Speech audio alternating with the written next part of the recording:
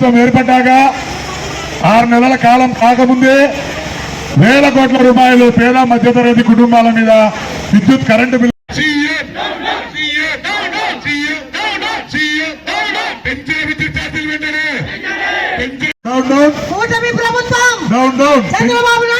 పెంచిన విద్యుత్ ఛార్జీలు వెంటనే పెంచిన విద్యుత్ ఛార్జీలు వెంటనే పెంచిన విద్యుత్ ఛార్జీలు వెంటనే పెంచిన విద్యుత్ కూటమి ప్రభుత్వం పెంచిన విద్యుత్ ఛార్జీలు వెంటనే తగ్గించాలి పెంచిన విద్యుత్ ఛార్జీలు వెంటనే తగ్గించాలి పెంచిన విద్యుత్ ఛార్జీలు వెంటనే తగ్గించాలి పెంచిన విద్యుత్ ఛార్జీలు వెంటనే తగ్గించాలి కూటమి ప్రభుత్వం డౌన్ డౌన్ అర్జీలు ఇస్తారు. దయచేసి అందరూ ఇక్కడనే ఉండండి అమ్మా.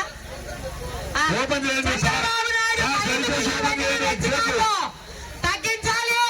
ఒక్కొక్క నిమిషం గడిపడక ఒక్క నిమిషం కరెంటు టీవీ వెంటనే బయటికి రావాల్సిందిగా కోరుచున్నాం. మేము వస్తే పోలీస్ వాళ్ళు ప్రాబ్లం అండి.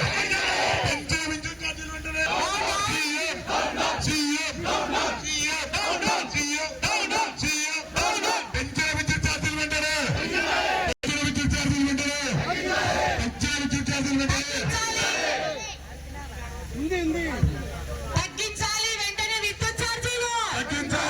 చంద్రబాబు నాయుడు ప్రభుత్వం వెంటనే విద్యుత్ ఛార్జీలు తగ్గించాలి. చంద్రబాబు నాయుడు ప్రభుత్వంలో పెంచిన విద్యుత్ ఛార్జీలు. సీఎం చంద్రబాబు పెంచిన విద్యుత్ ఛార్జీలు.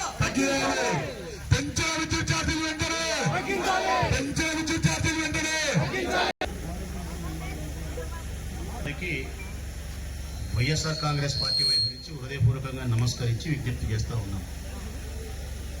మా ఈ నిరసన కార్యక్రమానికి ప్రధానమైనటువంటి కారణం కూటమి ప్రభుత్వం ఏర్పడక ముందు ఎన్నికలప్పుడు ఇచ్చిన వాగ్దానం మేరకు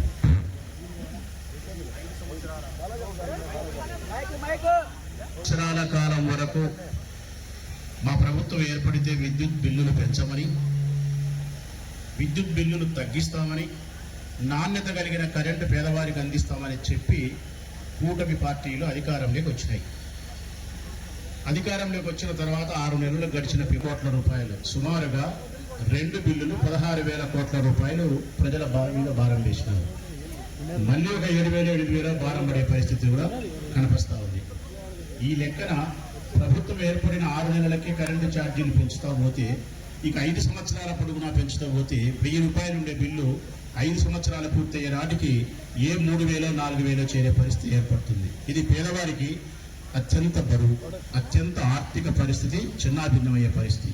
అందుకే కూటమి పార్టీలు అన్ని కలిపి ఎన్నికలప్పుడు ఏమైతే వాగ్దానం ఇచ్చినారో, వాగ్దానం ద్వారా ఓటేసుకుని అధిక జీవితాలతో చెలగాట వాడద్దని, ఆర్థిక స్థితిగతుల విషయాన్ని పరిశీలించాలని ఈ ప్రభుత్వం వెంటనే కరెంటు బిల్లులు పెంచినేటి విత్డ్రా చేసుకోవాలని, ₹1 కూడా పెంచకూడదని, గడసబోయే 4.5 సంవత్సర కాలంలో కూడా ఒక్క రాగినాయ పైసా కూడా కరెంటు బిల్లు పెంచకూడదని చెప్పి వైఎస్ఆర్ కాంగ్రెస్ పార్టీ ఆధ్వర్యంలో రాష్ట్ర వ్యాప్తంగా 175 నియోజకవర్గాల్లో మేము మా నిరసన కార్యక్రమాన్ని శాంతియుతంగా పోలీసుల అనుమతి తీసుకొని మీ అధికారుల సమక్షంలోకి వచ్చి మీకు హృదయపూర్వకంగా విజ్ఞప్తి చేసి ప్రజల యొక్క సమస్యను, బాధను మీకు వివరిస్తూ ఉన్నాం. ఇందులో ఈ విజ్ఞాపన పత్రంలో మా విషయాలు అంటే ప్రజలకు సంబంధించిన ఆర్థికపరమైన భారాలు, ఈ కూటమి పార్టీ చేసిన హామీ అన్ని సవివరంగా తెలియజేసినాం. ఈ పత్రాన్ని మీరు ప్రభుత్వానికి పంపాలని, మీ వైపు నుంచి ఇక్కడ జరుగుతూ ఉండే ఈ ఉద్యమ పరిస్థితులకు విషయాన్ని తెలియజేయాలని, ఇప్పుడు నిర్ణయం తీసుకోకపోతే భవిష్యత్ కాలంలో ఈ ఉద్యమం మరింత తీవ్రతరమయ్యే పరిస్థితి ఉందని, ప్రజలలో ప్రజా వ్యతిరేకత ప్రభుత్వం పట్ల ఏర్పడి కరెంట్ ఆఫీసుల దగ్గరకు వచ్చి చుట్టుముట్టే పరిస్థితి ఏర్పడుతుందని, బిల్లులు కట్టకుండా కూడా ఒకనాటికి మేము పిలుపునియాల్సిన పరిస్థితి వస్తుంది. రాష్ట్ర వ్యాప్తంగా ఎవరే కానీ కరెంటు బిల్లులు కట్టద్దు అని చెప్పి మేము పిలుపునిచ్చి వారి పక్షాన నిలబడే రోజు వచ్చినప్పుడు, బిల్లులే మీకు కట్టకుండా పోయినప్పుడు మీరు కరెంటు కట్ చేస్తే ఈ ఆంధ్రప్రదేశ్ ప్రభుత్వం, ఆంధ్రప్రదేశ్ రాష్ట్రం అంతా కూడా గుడ్డిగా చీకటిగా అయిపోయే పరిస్థితి ఏర్పడుతుంది. ఇది చీకటి ఆంధ్రప్రదేశ్గా మిగిలిపోయే పరిస్థితి ఏర్పడుతుంది. ఆ చెడ్డపేరు కూటమి పార్టీలకు, ప్రభుత్వానికి మంచిది కాదు, మీకు కూడా మీ శాఖ కూడా మంచిది కాదనే ఉద్దేశాన్ని, ఆ సీరియస్నెస్ ను పై అధికారుల ద్వారా ప్రభుత్వానికి తెలియజేయాలని చెప్పి హృదయపూర్వకంగా విజ్ఞప్తి చేస్తూ మీకు మెమోరాండాన్ని ఇస్తా ఉన్నాం.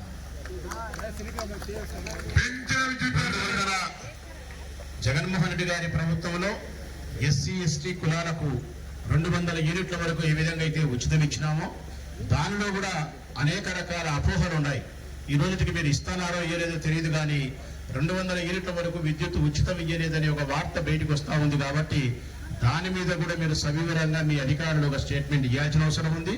ఎస్టీ లబ్ధిదారులు ఎవరైతే ఉన్నారో వారందరికీ 200 యూనిట్ల వరకు జగన్మోహన్ రెడ్డి ప్రవేశపెట్టినటువంటి ఈ పథకాన్ని అమలు చేయాలని చెప్పి వాళ్ళకి ఎప్పుడెప్పుడో పాత బిల్లులన్నీ కలిపి మీరు 2 ఏళ్ల కింద బాకిండారు, 3 ఏళ్ల కింద బాకిండారు అని చెప్పి 4,000, 5,000, 6,000, 10,000, 20,000 బిల్లులు వేసి ఇచ్చి వాళ్ళని సతాయించే పరిస్థితి మంచిది కాదు.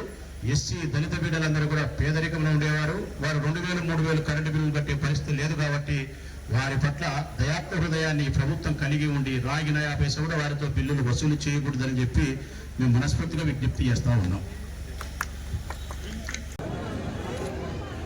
ఎన్నికల కంటే ముందు కూటమికి సంబంధించిన పార్టీలన్నీ కలిపి ఈ రాష్ట్ర ప్రజలందరినీ ఉద్దేశించి చంద్రబాబు నాయుడు చెప్పిన మాటలు ఏంటంటే, మేము గెలిచిన తర్వాత కరెంటు బిల్లులు పెంచము, కరెంటు బిల్లులు తగ్గిస్తాము, నాణ్యమైన కరెంట్ ఇస్తాము. ఇది ప్రతి ఊర్లోనూ చెప్పినాడు. ఈ ఊరు ఆ ఊరు అనకుండా 175 నియోజకవర్గాల్లోనూ తప్పు కొట్టి మరీ చెప్పినాడు. ఇప్పుడు ఎన్నికలు అయిపోయినాయి. ప్రజలు వారిని విశ్వసించినారు, వారి అబద్ధాలను నమ్మినారు, ఆశపడినారు, మేలు జరుగుతుందని భావించినారు. కూటమి పార్టీకి ఓటేసినారు. వారు గెలిచినారు. గెలిచిన 6 నెలలు గడవక ముందే 6 నెలలు గడసలే ఇంకా అంతలేకే రాష్ట్ర వ్యాప్తంగా కరెంటు బిల్లులను పెంచి, అంటే అంతా ఇంత కూడా పెంచలే, దాదాపుగా 16,000 కోట్ల రూపాయలు ప్రజలపైన భారం వేసినారు. మళ్ళీ ఇంకొక నెల 2 నెలలు ఆగితే మరొక 8,000 కోట్లు కూడా భారం పడుతూ ఉంది. ఈ చొప్పున 5 సంవత్సరాల పొడుగునా కరెంటు బిల్లులు పెరిగే పరిస్థితి వస్తుంది. ఏ మధ్యతరగతి కుటుంబంలో 1,500 కరెంటు బిల్లు వస్తుందో అట్లాంటి వాళ్ళకి ఈరోజు మొదలు పెట్టుకుంటే 5 సంవత్సరాలు గడిచే నాటికి చంద్రబాబు నాయుడు ప్రభుత్వంలో ఖచ్చితంగా అది 4-5 వేల రూపాయల వరకు అయ్యే పరిస్థితి. ఈరోజే ఆ 1,500 రూపాయలు బిల్లు కట్టే వాళ్ళకు రేపు డిసెంబర్ అయిపోతే, జనవరి ఫిబ్రవరి అయిపోతే కన్నా వేసవికాలం వచ్చేసరికి 1,500 వచ్చే బిల్లు వచ్చే కుటుంబానికి 2,200, 2,300 బిల్లు వచ్చే పరిస్థితి ఉంటుంది. ఇది పేద ప్రజలకు, మధ్యతరగతి కుటుంబీకులకు, ధనవంతులకు అందరికీ కూడా ఆర్థికంగా భారమయ్యే పరిస్థితి, అనేక రకాల ఇబ్బందులు ఎదుర్కోవాల్సిన పరిస్థితి వస్తుంది. కాబట్టి చంద్రబాబు నాయుడు పార్టీ, వారి కూటమి పార్టీలు అన్నీ కలిపి ఇచ్చిన హామీలు నిలబెట్టుకోవాలని చెప్పి మేము కోరుతూ ఉన్నాం. పెంచిన కరెంటు ఛార్జీలను వెంటనే తగ్గించాలని చెప్పి డిమాండ్ చేస్తూ ఉన్నాం. వైఎస్ఆర్ కాంగ్రెస్ పార్టీ జగన్మోహన్ రెడ్డి గారి నేతృత్వంలో 175 నియోజకవర్గాల్లో ఈరోజు పెంచిన కరెంటు ఛార్జీలను తగ్గించాలని చెప్పి నిరసన కార్యక్రమాలు చేసినాం పెద్ద ఎత్తున. మొట్టమొదటి నిరసన కార్యక్రమం ఇది. పొద్దుటూరు నియోజకవర్గం కానీ అన్ని నియోజకవర్గాల్లో చూస్తే మొట్టమొదటి మన జిల్లాల వారీగా మనం చేసినాం రైతుల కోసం. ఈరోజు కరెంటు బిల్లుల కోసం నియోజకవర్గాల వారీగా చేస్తూ ఉన్నాం. ఒకవేళ ఈరోజు ఏదో చేసి వదిలేస్తామని అనుకుంటే చంద్రబాబు నాయుడు ప్రభుత్వం పొరపాటి, బిల్లులు తగ్గించకపోతే మళ్ళీ ఈ ఉద్యమాన్ని తీవ్రతరం చేస్తాం. ఇంతకుముందు ఎక్కడైతే మీరు గుర్రాలతో దక్కించి తుపాకులతో కాల్చి చంపినారో అటువంటి పరిస్థితి వచ్చినా కూడా వైఎస్ఆర్ కాంగ్రెస్ పార్టీ కార్యకర్తలు, నాయకులు మేమే ఈ తుపాకీ గుళ్ళకు రొమ్ముట్టి ముందు ఉండి ప్రజా సమస్యలు పరిష్కరించే దానికోసం వైఎస్ఆర్ కాంగ్రెస్ పార్టీ పట్టిన పోరుబాట విడిచే ప్రసక్తే లేదు. తప్పకుండా కరెంటు బిల్లులు తగ్గించేంత వరకు మేము ఉద్యమాలు కొనసాగిస్తూనే ఉంటాం. నాటికి ఈ కరెంటు బిల్లుల కోసం మేము కానీ మా నాయకుల నాయకత్వంలో ఆమరణ నిరాహార దీక్షలు చేసే రోజు కూడా వస్తుంది. సబ్స్టేషన్లో ముట్టడి చేసే రోజు వస్తుంది. ఒకసారి వైఎస్ఆర్ కాంగ్రెస్ పార్టీ పిలుపునిస్తే కరెంటు బిల్లులు కూడా ఎవరు కూడా కట్టకుండా ఉండే రోజు వస్తుంది. మీరు కరెంట్ ఆఫ్ చేసే రోజులు వస్తాయి. ఈ ఆంధ్రప్రదేశ్ చీకటి ఆంధ్రప్రదేశ్గా తయారయ్యే రోజులు వస్తాయి. మీరు ఏమన్నా ఆషామాషిగా ఏదో వచ్చినారులే ఒక 500 మందో 1000 మందో ఒక మెమరాండాన్ని ఇచ్చిపోతారని అనుకుంటే మాత్రం అది పొరపాటే. మీరు పెట్టే కేసులకు కానీ, మీరు పెట్టే బెదిరింపులకు కానీ, మీరు చేసే బైండ్ ఓవర్ కేసులకు కానీ భయపడే పరిస్థితి వైఎస్ఆర్ కాంగ్రెస్ పార్టీ కార్యకర్తలలో ఏ ఒక్కరిలో కూడా లేదు. ఇది రాజశేఖర రెడ్డిని నమ్మి ప్రయాణం చేసిన కార్యకర్తలు, జగన్మోహన్ రెడ్డి నాయకత్వం పట్ల విశ్వాసంతో ఆయన బాటలో నడిచే కార్యకర్తలు. మాకుండేదే ధైర్యం, మాకుండేదే ప్రజాసేవ లక్ష్యం. కాబట్టి ఆ ప్రజాసేవ లక్ష్యాన్ని ఛేదించడం కోసం ధైర్యంగా ఈ కూటమి పార్టీని ఎదుర్కొనేదానికి సంసిద్ధంగా మేము ఉంటాం. అయినా తెలియక నేను ఒక మాట చెప్పాల్సి వస్తుంది ప్రజలకు.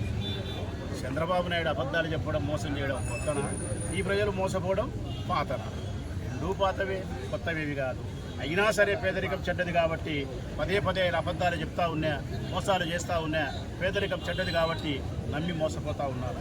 కనీసం ఈ ఇంగిత జ్ఞానం అన్న ఈ ప్రభుత్వానికి ఉంటే పేదవాళ్ళను మోసం చేయకూడదు, ఆకలితో అలమటించి జీవన పోరాటం చేసే పేదరిక మధ్యతరగతి కుటుంబీకులను అన్యాయం చేయకూడదనే కనీస ఇంగిత జ్ఞానం ఈ ప్రభుత్వానికి ఉంటే ఎప్పుడైనా మేము చేసిన ఈ నిరసన కార్యక్రమం తర్వాత తిరిగి వచ్చి కరెంటు బిల్లులు తగ్గించాల్సిన పరిస్థితి వస్తుంది. ఇదే విధంగా కొనసాగితే ఒకనాటికి ఈ ఆంధ్రప్రదేశ్ రాష్ట్రంలో కరెంటు ఉండదు. అందరూ కరెంటు వద్దని చెప్పి పాత పద్ధతిలోనే ఒక 100 సంవత్సరాల వెనక్కిపోతే ఏ విధంగా కిరసనాయలు పోసుకొని ల్యాంటర్లు గుడ్లు మెయింటైన్ చేసినామో అదే పరిస్థితే ల్యాంటర్లు గుడ్లు మెయింటైన్ చేసే పరిస్థితి వస్తుంది. ఈ ల్యాంటర్ల పరిస్థితులకి పోకుండా, ఈ రాష్ట్రం వెనకబడిపోకుండా ఉండేదానికోసం మీ ప్రభుత్వంలో మార్పులు చేసుకోవాలని చెప్పి విజ్ఞప్తి చేస్తూ ఉన్నాం. ఈ కూటమి ప్రభుత్వం ఏర్పడిన తర్వాత ఒక్క సంక్షేమ పథకం కూడా అమలు కావడంలే, రైతు ప్రయోజనాలను పరిరక్షించడంలే, ఫీజు రియంబర్స్మెంట్లు కట్టడంలే, చెప్పిన హామీలను అమలుపరచడంలే, కరెంటు బిల్లులు పెంచి ఒక్క మాటలో చెప్పాలంటే ఈ ప్రభుత్వం వైపు నుంచి ఇప్పటి వరకు రాగిన 50 పైసా కూడా ప్రభుత్వం ద్వారా బ్యాంకుల నుంచి ప్రజలకు 6 నెలల కాలంలో ఒక్క పైసా అందలే. ఇచ్చిన సామాజిక పెన్షన్ తప్ప ఏ బ్యాంకింగ్ మేనేజర్ని అడిగినా చెప్తా ఉన్నారు. ఈ 6 నెలల కాలంలో ప్రజలకు సంబంధించి ప్రభుత్వం నుంచి రాగి పైసా మా బ్యాంకుకి రాలేదు, ఆ ట్రాన్సాక్షన్ లేదు, ప్రజల దగ్గర డబ్బు లేదు, ఆర్థికపరమైన ఇబ్బందుల్లో ఉన్నారు. జగన్మోహన్ రెడ్డి ప్రభుత్వం ఉన్నప్పుడు ప్రతి బ్యాంకుకి, చిన్న బ్యాంకుకి కూడా నెలకు 2 కోట్లు 3 కోట్లు వచ్చేది. పెద్ద బ్యాంకులకైతే 100 కోట్ల రూపాయల డబ్బులు వచ్చేది. ట్రాన్సాక్షన్ జరిగేది. ప్రజల దగ్గర, మహిళల దగ్గర వేల రూపాయల డబ్బులు జరిగేవి. వ్యాపారాలు జరిగేవి. రియల్ ఎస్టేట్ వ్యాపారాలు జరిగేది.